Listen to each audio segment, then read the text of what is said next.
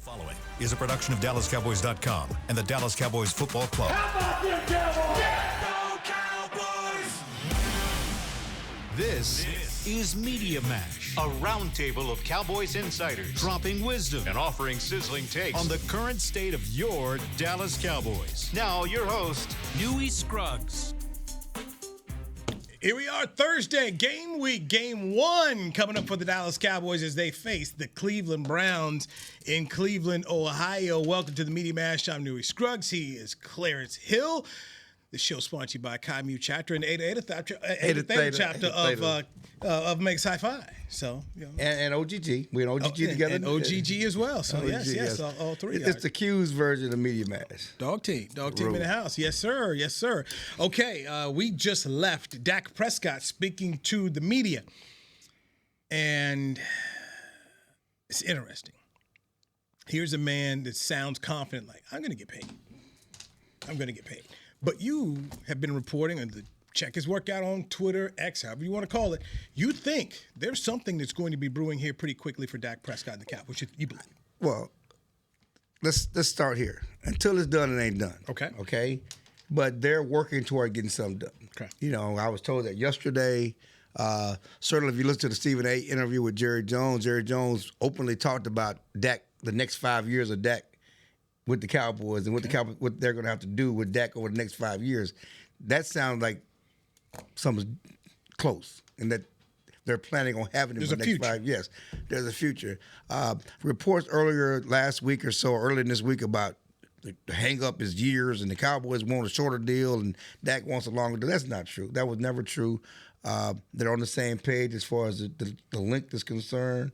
Again, the deal is not done, but you know, last week when Dak was chippy and talking about if it doesn't get done, it says something. We asked him about that today. He said people have different feelings in different weeks. I said, why you feel different this week? Why you feel different this week than you did last week? You know, is something there? And he said, well, I'm just focused on the season. But he made a point to say his feelings weren't the same, the strength of his feelings, because he really was uncut and raw last week when talking about the contract and not getting one done. And I don't listen to Jerry Jones, and he didn't have those same feelings this week. He talked about how they're both sides of work. He didn't say it was going to get done by Sunday, but he said both sides are still working to get it done. And you know, it's funny. We had a little tete-a-tete. He was talking about CD and the guys were talking about how they work with Dak at his field, right? Yes. And he has a field at his house, what allows them to work. And one thing, you know, we're going to talk about CD, but CD wasn't here for camp. But when he was in town during the offseason, he would go throw with Dak at his field. It's good to have a rich quarterback. Of course, Dak says it's good to have a rich receiver. He just got paid too. But Dak also let something slip because he said, yes, we threw a lot in the summer, but it gets hot in Texas. And a couple of times we had to go to a couple of high schools to throw. He said, maybe I'll put a bubble on it with the next contract. And then he winked. I've always believed a deal would get done, and a deal would get done here.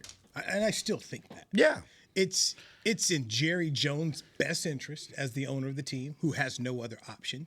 No plan B. The plan B of what people thought last year of Trey Lance is now blown apart, so we could just throw that out. It was never really a plan B. It was only the people hating Dak and still believing the hype of a first-round pick. Okay. So, but even that's not something you're looking towards. And it also benefits Dak Prescott. Clarence, you and I have covered a lot of guys that have come through here the past 2 decades. A good majority of them live here. Right. You know, even though they're from different places, they've come down here to Dallas-Fort Worth, and they've decided, I want to continue to live here. There are a lot of former Cowboys that live around here. So Dak Prescott, we talked about, he's got a field at his own house. Right. His brother's here. His father's here. He's got a base of people here.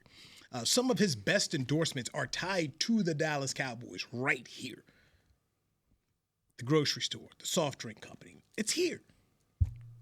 I just have always believed a deal was going to get done here. And I still do, because it works for both parties. You know, if you pay attention, if you want to pay attention, I think that sometimes our media, national and locally, they have opinion about things. It's just like the Zeke thing, right?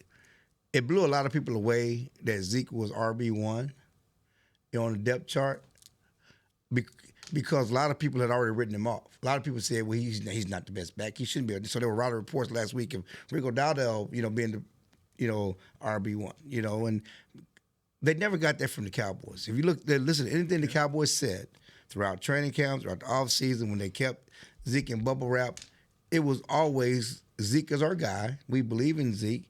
We're protecting him. We're keeping him out of harm's way because he's going to be a big part of our running game. But people didn't see that because they questioned Zeke is not 2,000 rushing yard. I mean, two-time rushing champ Zeke anymore, and he's old, and all that may be true, but people weren't believing what the Cowboys were telling them. And if you listen to the Cowboys and Dak, they always said they wanted to sign Dak. They always said they wanted. That was a matter of how much and get the deal done, but they've never wavered in wanting to get a deal done with Dak and wanting Dak to be that quarterback. And if that's where you start, then it's a matter of two sides getting together. Okay, so now we start to think about the win. Okay, we believe it's going to happen. It's a matter of when. Does it happen by Saturday as they get ready for Sunday? Do you think it happens once the regular season starts? Yeah, that's the thing because I know Dak. Like again, Dak said last week. It said a lot if they didn't get it done before the start of the season. Because I don't think, and I think I wrote today that you're playing with fire if you make this man risk injury, which what you do right. to get his money, prove himself, have to deal with the negativity from even Cowboy fans, certain media alike, to have to wait until the end of the season. It leaves a bad taste in your mouth. Even if you win, then, I think you're chancing him leaving if you wait. Now, that's not saying he will. That's not saying if you give him a $60 million in March, he won't take it. But I'm saying that it's a better chance of him leaving if you wait. Leave the door open. Yeah, it's better than you do it now. I mean, if you let him get to free agency, let him get to the open market, and let it become an open bidding process, there's a really good chance he's gone. So don't play with fire because you have no plan B. And one thing that we talked about yesterday, I think, understand, and when people get caught up in the money, he's not worth this and he's not worth that, that's fine if you believe that. And nobody's worth whatever. I think the policemen and people, there are people, doctors, people saving lives, teachers should get more money, okay? Nobody's worth $50 million, let alone $60 million. So let's stop with the worth stuff. It's what the market tells you somebody's going to work. But understand this, that if Dak's not on the team, he counts $40 million against the cap. The Cowboys still have to sign 2-3 quarterbacks, which will probably be at $15 to $20 million for all three of them together. Okay, that's $60 million anyway. Stop and right you're there. not going to have a guy they can win with. Yeah. So explain that further. You said it. You understand. Break this down for the Cowboy fan when you talk about Dak 2025, $40 million. Yeah. So based on the contracts he's been paid and based on how the Cowboys manipulated the contracts and spread money out early in his career, he has a $40 million dead money cap hit on the salary cap for 2025. If he's not on the team, that counts against the Cowboys. And this is not a situation where you cut a player where you can spread it out and you can wait till June 1st. No, it's on the cap from the start of the spring. $40 million against the cap counts at your quarterback position for Dak Prescott, who's not on your team. Then you have to go get a quarterback, 2-3 quarterbacks, which will cost you $15 to $20 million. Okay. With all three of them. You're not going to pay top money. Right. But getting 3 quarterbacks is going to cost you $15 to $20 million, to get a guy who's not as good as Dak Prescott, because you're not getting one as good as Dak Prescott.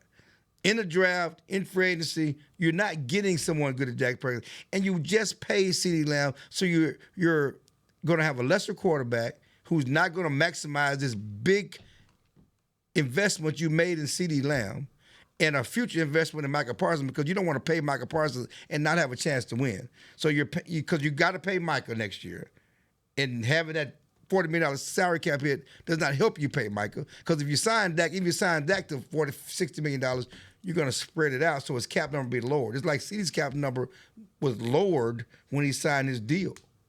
You know, none of this works in your favor. You're it's an untenable situation for the Cowboys, and the only path forward is to get a deal done with Dak. So, and I wanted to stress that because I think that's something that fans don't really take into account is the business aspect of this.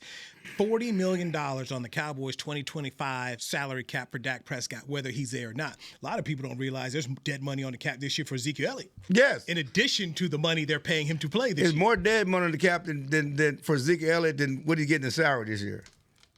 And that's something that a lot of fans, I think, don't understand. Yeah.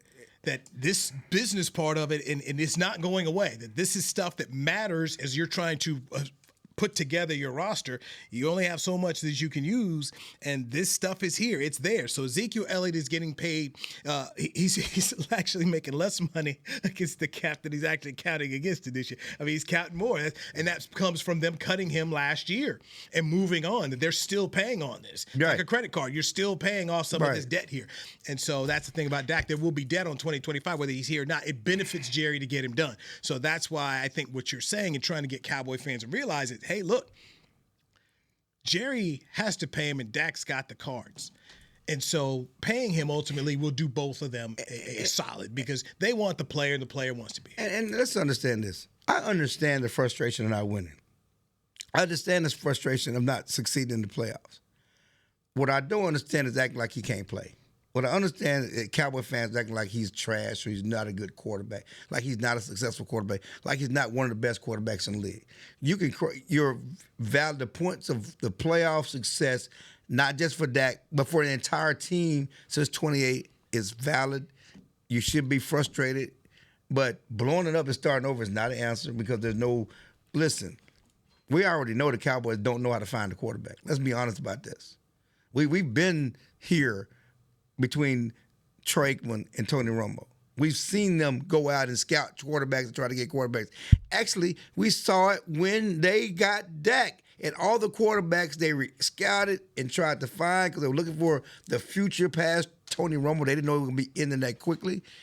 Paxton Lynch, they tried to trade for, or they tried to move up in the draft for.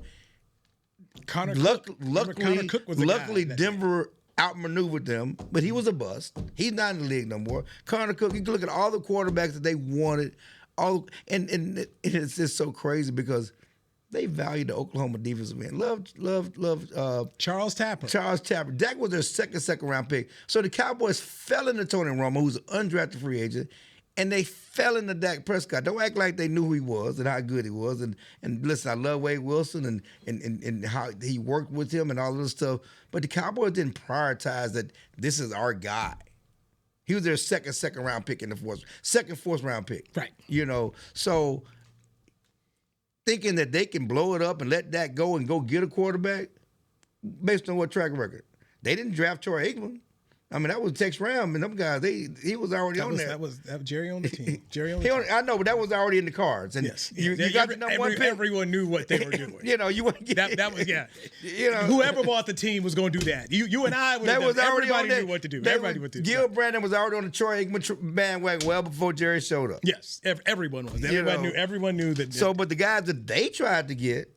Steve McGee last couple of years. Steve McGee, that didn't work out. No, we've seen and some I dudes. love Quincy Carter and all Carter, them. Chad Hutchinson, they tried to do that. Drew Henson, Tony Banks, they went and signed Tony Banks. It's Vinny Testaverde came through here. Drew Bledsoe came through. Ryan Leaf, Clint Sterner. We've seen some dudes come through here. Matt Castle, what's the boy that was in Cleveland for a minute there? That played Oklahoma. Brandon Wheaton was here. You got Weeds. Yes, Weeds. We've seen some dudes. Kyle Orton, we've seen some QBs run through the gamut. Kellen Moore, yes. Yes, we have. All right, let's get our first break in here. So Dak Prescott was asked about the center, Cooper Beebe, who's making his first start in the National Football League at a position he did not play at Kansas State in any games. Let's dive into that next on the Media Mash. Clarence Hill, Newey Scruggs. This is DallasCowboys.com radio. Todd thought it would be secure to jog in the cheetah savanna. Todd believed the big cat repellent he bought online was reliable. And now, Todd is trying to be faster than this cheetah that can run 80 miles per hour. But the good news is, Todd has AT&T 5G that is fast, reliable, and secure. And he learned the best thing to do is stop running and toss her the backpack with the beef stew. AT&T 5G. Fast, reliable, secure. 5G requires compatible plan and device. 5G may not be available in your area. See att.com/5G for you for details. If you're looking for fresh American roasted coffee that gives back, you need to head to your local grocery store and pick up a bag of Black Rifle coffee. That's right, America's coffee is now available in the coffee aisle of a grocery store near you. Black Rifle Coffee Company is veteran-founded with a mission to give back to those brave men and women who have served our nation. Every bag, box, or can you purchase helps support that mission. Head to your local grocery store and roast yourself some Black Rifle coffee today. They say champions are remembered, but legends are never forgotten. United Ag and Turf offers a winning lineup of John Deere equipment built to tackle any challenge on and off the field. Legendary John Deere tractors, combines, residential mowers, commercial mowers, compact construction equipment, Gator utility vehicles, and a full line of golf and sports turf equipment. United Ag and Turf, the official Ag and Turf equipment supplier of the Dallas Cowboys. Visit UnitedAgAndTurf.com to find a location near you. Life doesn't stop when the economy is uncertain. The market might not care you have a wedding to plan or a kid to put through school. And inflation doesn't know you've got a family to feed. But Bank of America does, and is here to help. With digital tools to help you save and local experts nearby, you can keep life moving forward the way you need it to. Bank of America. What would you like the power to do? Learn more at bankofamerica.com. Bank of America N.A., member FDIC, equal credit opportunity lender. Back to Media Mash. All right, Media Mash. Clarence Hill. My dog. What's up, my brother? New dog. Ada Theta in the house. 1984 chapter. Good on you, man. Good to see you. Good to see you. The 40-year Qs. Yes, yes. Congratulations on the 40th, sir. 40-year Qs. 40-year Qs. I'm at 35 now, sir. 35. You 35? At 35, man. You need 34. listen, 34. Next year's 35. Listen, if you get a chance, Spring 1990. Go stay active, stay financial, go get your pen. It's a special moment. Okay. Will do. So go get your pen. I will do that. I'm a ways away, so I still got some time to do that here. We are at the SWBC podcast studio right here in Frisco. This is where the Dallas Cowboys trainers are getting ready for their matchup against the Cleveland Browns. Clarence Hill was in the locker room today. We were both over there listening to Dak Prescott talk, and he's going to have a new center this year. Tyler Biadasz signed with Washington. He's going to get $10 million a year, so congratulations to him on getting that deal. He's up there with Dan Quinn, the former defensive coordinator. So now Cooper Beebe, who was an All-American guard at Kansas State, started off training camp, and you were there every bit of training camp. Brock Hoffman seemed to be in the lead. Beebe took it up front, took it from him, and now he's the guy that's going to be up front making the calls, trying to snap the ball in shotgun against a very good Cleveland defense led by defensive coordinator Jim Schwartz. And Dak says he's comfortable right now, but Clarence, what are your concerns about the center? You know, I've been high on Cooper since that draft day. You know, I thought he was a steal of the draft. I thought it was a genius move. You know, this guy was a guard in college, named the best offensive lineman in college football, I think the last 2 years. He was a mauler. He was like the dirt people. I've said he's the biggest, nastiest center the Cowboys have had since Andre Gerard, just from a size and physicality standpoint. Certainly Travis Fletcher was the best they've had in a long time. I think he immediately makes the run game better just by his presence. He, like the dirt people, his physicality to go with the best guard tandem in pro football with Tyler Smith and certainly Zach Martin, two Pro Bowlers, all pro type players there. They would be better at run game. Certainly calling the signals in a loud stadium. Dak will take more of that responsibility as a quarterback, as a veteran quarterback. Cooper Smart, you know, he's certainly going to do some of the calls, but you have a veteran quarterback in his 9th year. That's what he's there for. You know, he can handle that. You know, it was it's like in Philadelphia. I was reading something today in Philadelphia. this week, and their quarterback was talking about because Kelsey's gone, and Kelsey handled that as a veteran. Justin Kelsey handled that as a veteran quarterback, and now he has a new center, and it's going to be more on the quarterback, the veteran quarterback, to do that. He's ready to do that at this point in his career, and I think, Dak has actually done some of that, even with Tyler, because Tyler was new when he plays Trevor Biotis, and Dak has had to. This is not the first time Dak has had to transition from centers in his career, and he had started out with the great Travis Frederick, who was a veteran, who was there with Tony Romo and had to handle those things. But since Travis is gone, they've had different centers, and Dak has had to manage that, and he's been doing that, and I think he's going to continue to do that and handle most of the calls for this young center. But so you can just let him play, and when you watch him, in preseason, he likes to get after it, and he likes to dirt people. We saw Connor Williams be an okay guard here. He was an okay. Ends up going to Miami. He was a really good center in Miami. Yeah.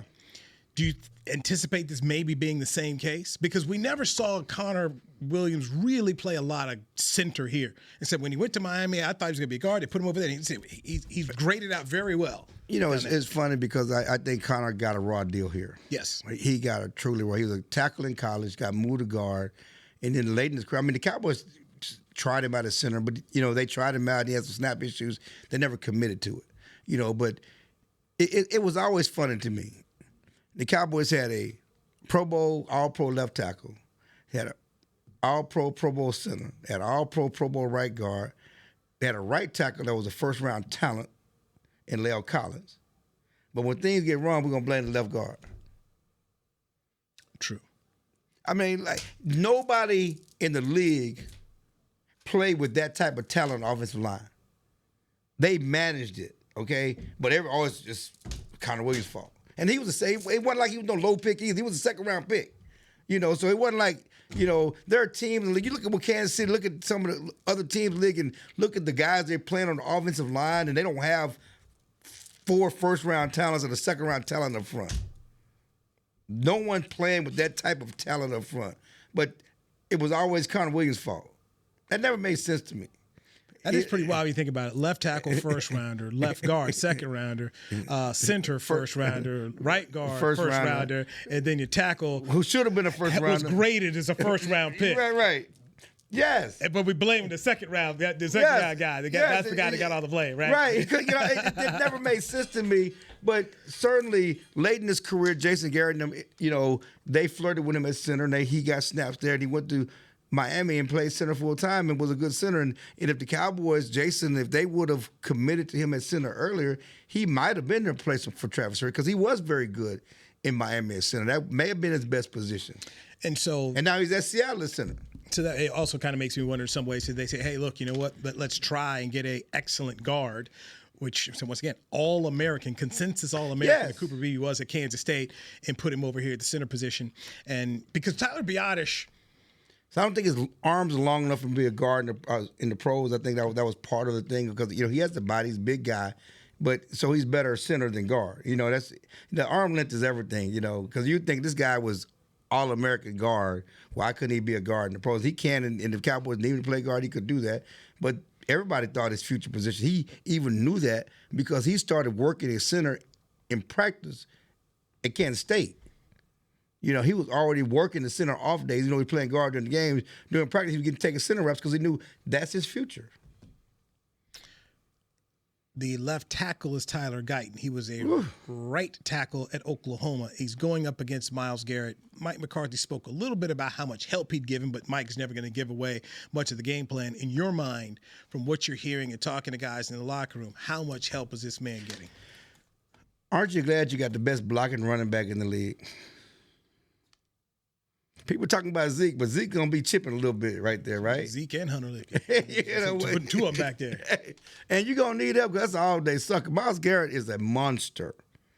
If you guys out there, check Myles Garrett's high school tape. He's from Arlington, Martin here. Go Google Myles Garrett high school tape, and it's just so unfair. And he's still a monster. And certainly coming off a Defensive Player of the Year award last year, he could wreck the game. He could wreck the game for the Cowboys offense if they don't find a way to get him. And I like Tyler Guyton and what he's done. He's a big man. He got great balance, got great athleticism. I don't think moving from right to left has been a problem. Just watching him, he's natural. Okay. And he protected the blind side in college because the quarterback was the left-handed quarterback, and now he's on the left side, still protecting the right-handed quarterback's blind side. But he has athleticism. He's competitive. He's also nasty. If you watch him in a preseason game, he throws somebody on the ground and then go jump on top of him. I mean, he likes to finish people. And I like these rookies, and so just like with Michael Parsons, right? You know how you slow down the pass rusher? Run at him.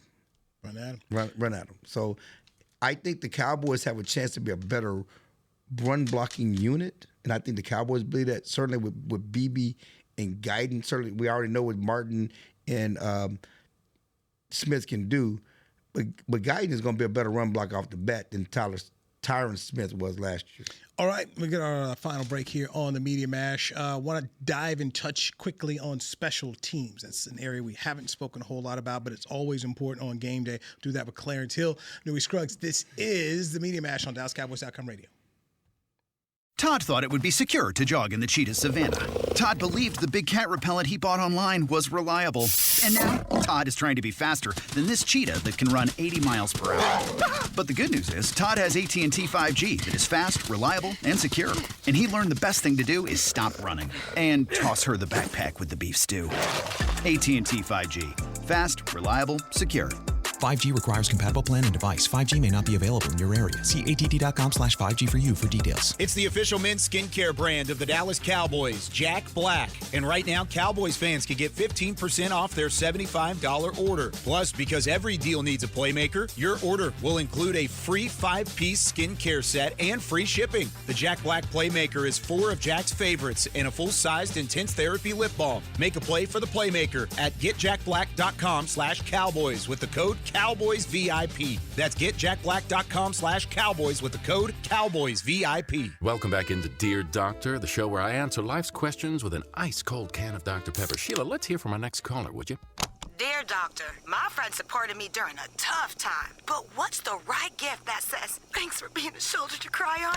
Okay, this one's easy. I say give her a delicious Dr. Pepper.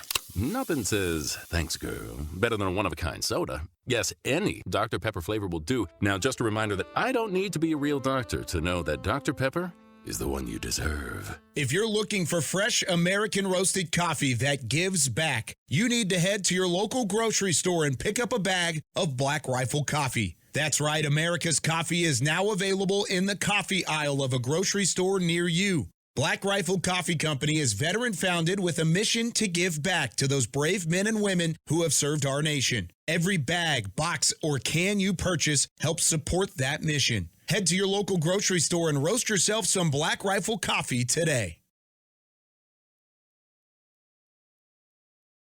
Back to Media Mash. All right, here we are, Media Mash here. My fellow fraternity brother, Mega Sci-Fi. He is Clarence Hill, All Sports Dallas. Check him out. New stuff. He left the Star Telegram after almost 30 years. He's over there trying something new, stretching himself. Like that. I'm merely Newey Scruggs. Lone Star Emmy Newey Scruggs. Don't do that. Tonight, folks want to come hang out with you. Yes. Where can they hang out with you? I will be at Echo Lounge and Addison, and we'll be talking Cowboys, talking the Eagles game, and watching the. Tonight's the season opener. Yes, Can sir. you believe it's here? Football season is back. Kansas City, Baltimore, rematch of the AFC Championship going down in Kansas City as they raise another banner. Yes, sir. Yeah, so football is back. We'll be watching the Kansas City Baltimore game and talking Cowboys. Cowboys and chill. Come check us out at Echo Lounge. NBC 5. It's got the game tonight here in Dallas-Fort Worth, so make sure you're checking that out. Special teams is something that is going to be big this year. They're changing the kickoff rules here. So any insight right now that you got from Bones and company? Yeah, we haven't talked to Bones in a couple of weeks, but there's a good chance, everybody talks about the kickoff rule, what about the Cowboys just kicking the ball out the end zone? Not because it's like feast or famine. There's a chance you can give up big returns because of the way it is, and if somebody hits it right. You kick the ball out the end zone, you get the ball at 35. What it also does is it's lessen wear and tear on your special teams. One thing the Cowboys are challenged on the special teams is what do you do with running back? Usually a third running back is a special teamer, right? Well, Deuce ain't going to play special teams. Rico ain't playing special teams. Zeke ain't playing special teams. Certainly you got Hunter Lupke to do some of that, but, you know, it will, if you kick the ball out the end zone and so you don't have to have a person have that wear and tear, it helps you manage your roster on special teams. So I like that thought process right there. What you're saying is, hey, look, you know what? We've got only so many bodies on game day anyway. Right. 53-man roster, but 53 guys don't dress. A lot of fans don't understand that one either. By kicking it straight out the end zone, guess what? Nobody's hurt. Everybody's good. Get ready to go ahead and play football. From that standpoint, if when they're kicking off, so okay, I can see that. So we'll see. It's going to be very interesting. Yeah, and you know, and the colleges and high schools are still doing the old kickoff rule. They don't have any problems. You know, obviously people are trying to be, you know, NFL is trying to be, I guess, forward thinking because they've had so many concussions and they're the ones who are having to pay. They don't force colleges to pay on concussions, right? Even though you may have got 4 concussions in the pros, but probably got a couple in college too. You know, it's adding on to that, and I think that what you do in college and high school adds to those issues. But it's going to be interesting to see this kickoff rule. Is it fun? Does it look good? Does it look interesting? I mean, I think we got to see it in the regular season. Preseason doesn't do any justice because we know that there's so many guys there that will never on preseason. There are all these kickoffs we never see in the regular season. So that's something we talked about McCarthy about. So he'll be looking at the games tonight. He'll look at the games tomorrow.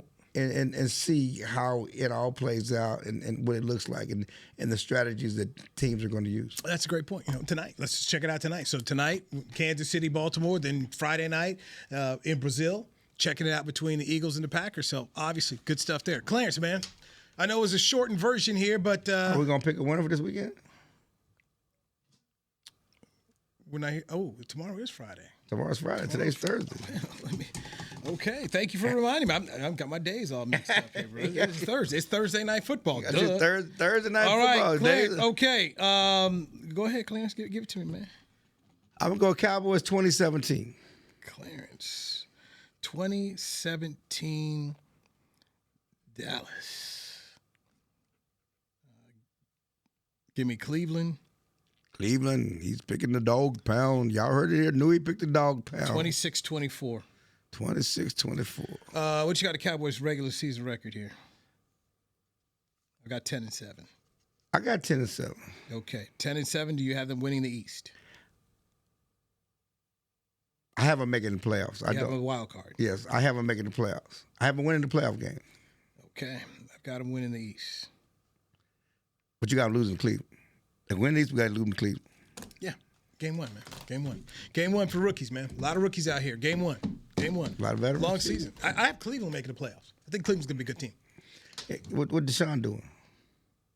What you get from Deshaun Watson? He'd be hurt sometimes. Call Flacco back or whoever. No, Flacco's with another team. He's with another team. They got Jameis Winston. He's going to eat a W. You know what? Wouldn't it be something if you had go from Flacco to Winston to taking this team's playoffs? That's pretty interesting. All right, Clarence, man. Talk to you. Dog right, team, man. appreciate it. I'm Noe Scruggs. This has been the Media Mash right here on DallasCowboys.com radio. This has been a production of DallasCowboys.com and the Dallas Cowboys Football Club. How about this, Cowboys? Yeah!